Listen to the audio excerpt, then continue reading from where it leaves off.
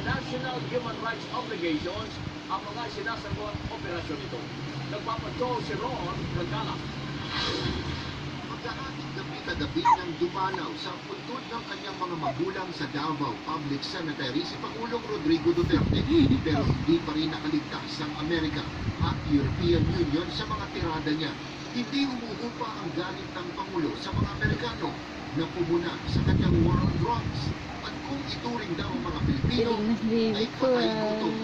Bastusin mo ako palagi every time you criticize me.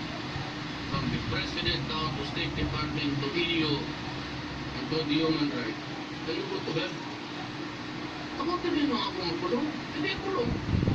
Kaya nang tanungin siya tungkol sa plano ng Amerika na Ay, na tumawa. Tawa pa ulit, baby ko. Tawa pa. Pinaniwala lang ito ng Pangulo.